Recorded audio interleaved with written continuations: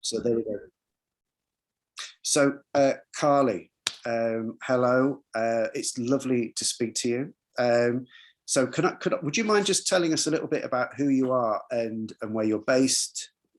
Sure.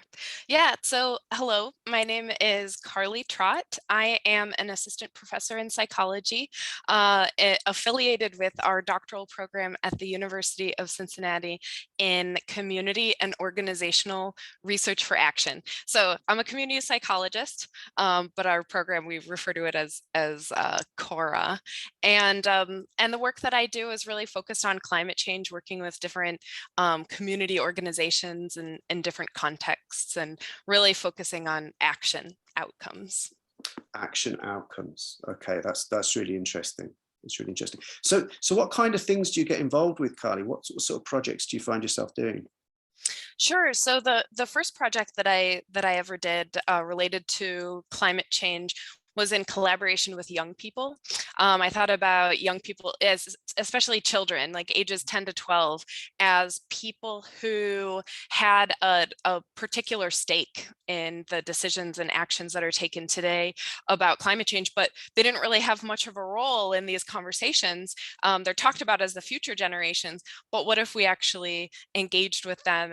And in the United States, where I am, there's really not a whole lot of climate change education that's happening in the schools. The policies are kind of behind on that. So kids are quite a bit older if they ever hear about or start learning about climate change in high school and in college. And so I thought, well, what if I designed an educational program that was a community-based program um, that engaged kids, in substantive ways around climate change. And we all decided to take collective action together.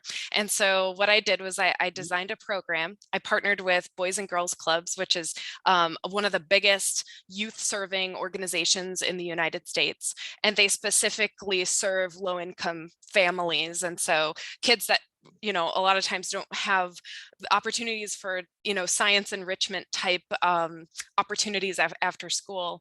And we did all these kind of hands-on activities related to climate change, like ecosystems, food webs, things like that.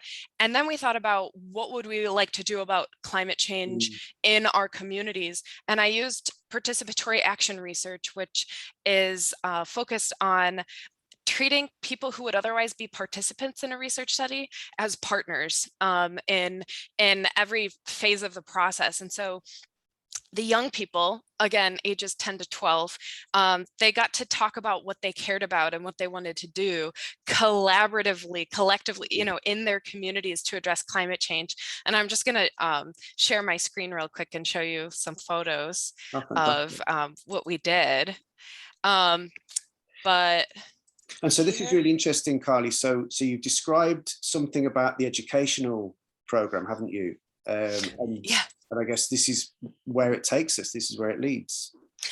That's right. So the educational component was really just kind of filling a bit of a gap in knowledge. I feel like we have to be on the same page a bit about what climate change is all about before we can begin to act on these topics. And so to build up young people as informed agents of change in their communities, we did a very basic, climate change curriculum. What's the difference between climate and weather? How's it going to affect us locally? And the kids came up with things that they wanted to do. So Mm. what you're looking at now is a photograph of the outcomes of this project, where in the center photograph, this is a 12-year-old, the speaker there with the microphone is 12 years old, and she's delivering a presentation to her local city council.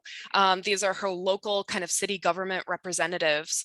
And the other kids in the background and in the photo on the left helped to design a PowerPoint presentation that they all created together. It was totally youth led. They created it themselves, and they titled the presentation Climate Change Operation Do Something. And it was in all capitals, and they were kind of pressing their local officials to take action on climate change.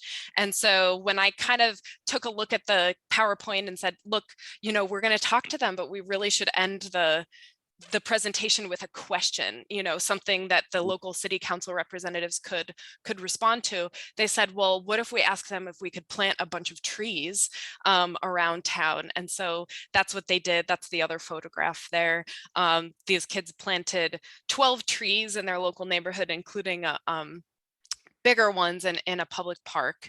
And they left the program feeling a lot more capable of being able to do something about climate change than they did, prior to their participation in the program. So that's one example. And that's fantastic. And I guess this is where we start to think about some of the outcomes of this kind of work, which is often very hard to anticipate, I would imagine, at the beginning, like what will be the outcomes. But you're talking there about some of the things that you picked up on, or that young people spoke about by the end of their involvement. Right, and there's so many ways to think about outcomes of a project like this, because you could be asking questions like, well, what were the climate mitigation type outcomes? Do we have carbon savings that were associated with this, or climate change adaptation outcomes, some kind of minimizing harms related to climate change based on the actions that children were taking? So there is, there are ways of quantifying various things, like 12 trees times how, but that's only one dimension. And I feel like there's a sort of a disproportionate focus on that dimension. But then there's these other kind of psychological dimensions that are really, really important. And that has to do with, like, how do we think about climate change? Do we know about this issue? What do we know? How do we feel? Do we feel more effective and capable as someone who could take action on these issues? And certainly in my experience with the young people, they did leave the program feeling much more confident. They felt more competent, that they could be agents of change in their communities. And so, just as one example, a couple of the kids in a different Boys and Girls Club, where they created a website, they had a community event. They were talking about how they joined a youth advisory council to kind of counsel on how to use this green space in their community. And one of the kids said, well, I wouldn't have joined that advisory council unless I had been in this program. So it's sort of like this way that they thought about themselves and their own capabilities differently. And of course, this comes from the participatory aspect of the research, that the young people were able to, they were treated in a way that they were capable of sort of taking in this knowledge and acting on it, making decisions about the types of actions that they wanted to do. And then they were given sort of the resources and the materials to be able to go ahead and do that. So another outcome of the program was that they thought about the capabilities of young people in general differently, that they thought that children and youth could be change agents, not just themselves, which was not a message that they'd been receiving before then. Yeah, I can imagine, because you were saying, weren't you, that this is a group who came from underprivileged communities, and typically, I guess we tend to associate that with people who have less of a sense of agency.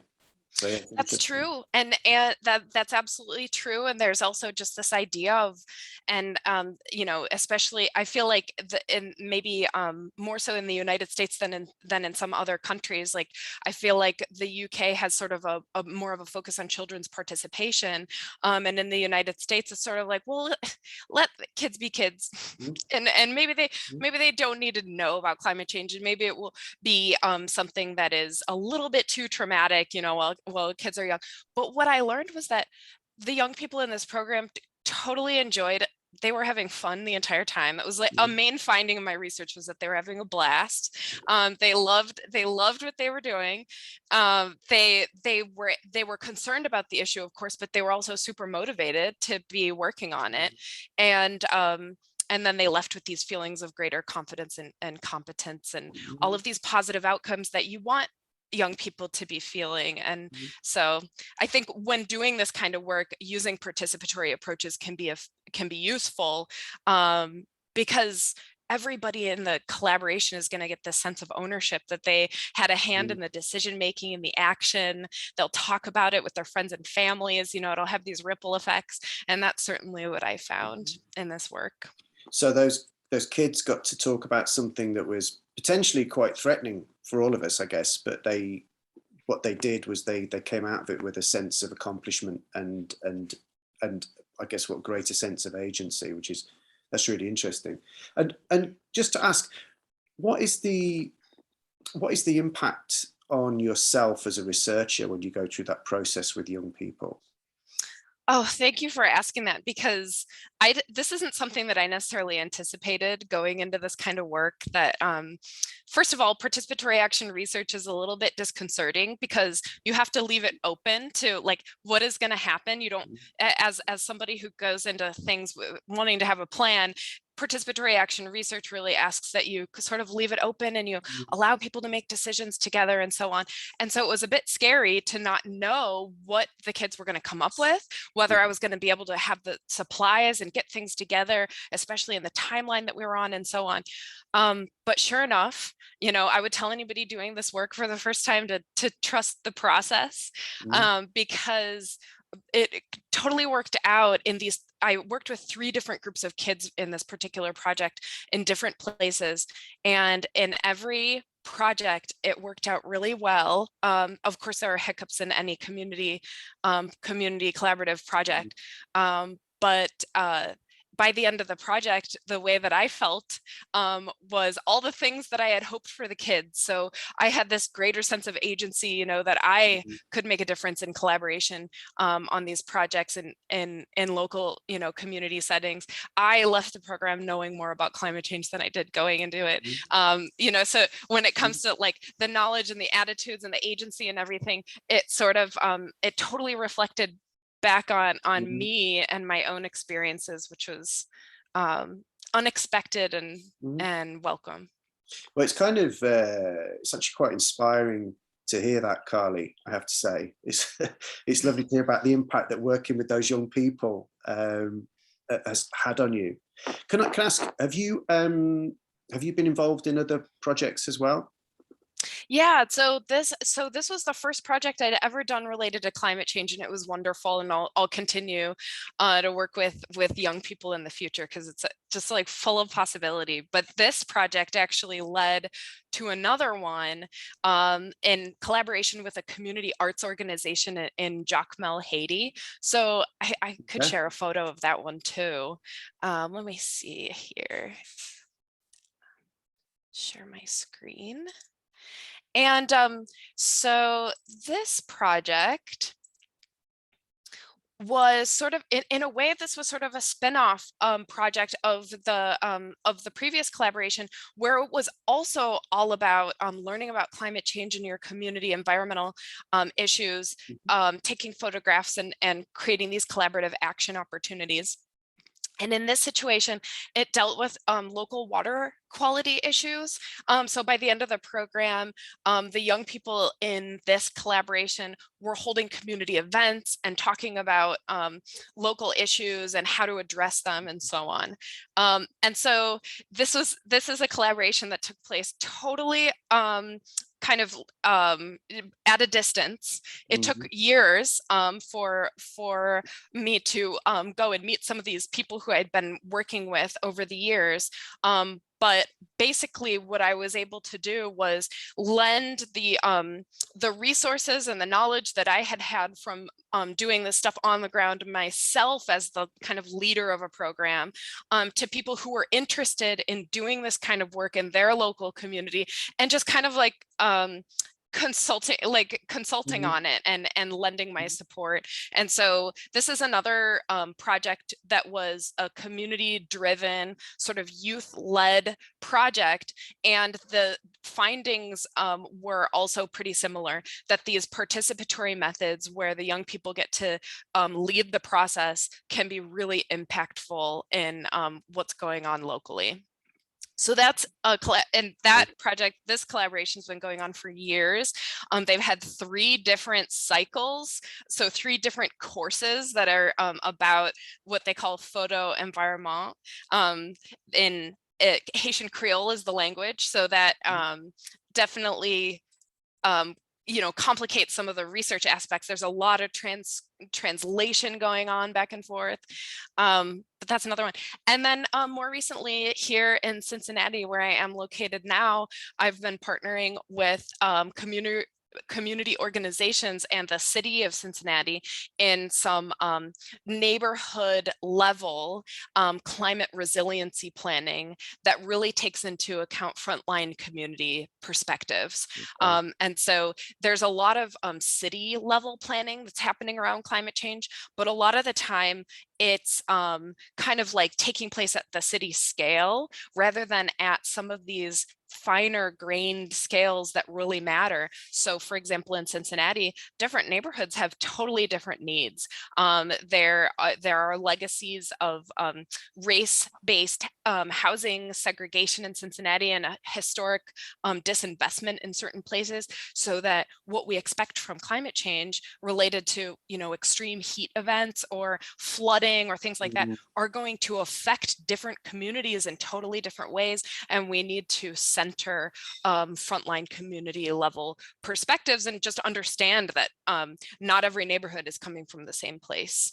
Okay, so even within the same city, we can be That's talking right. about different neighborhoods, different communities having different levels of what climate resilience, because of their history, their economic context, and so on. Wow. Okay. Well, here's an example. So a recent research study came out that said that even within the same city, depending on tree canopy cover and impermeable surface, the heat island effect can create a neighborhood that's up to 12 to 20 degrees Fahrenheit. So I think that's less anyway, Yeah. 12 to 20 degrees Fahrenheit hotter than in other surrounding neighborhoods, which is a huge difference. And, you know, when it comes to climate change, extreme heat events have historically been the most fatal.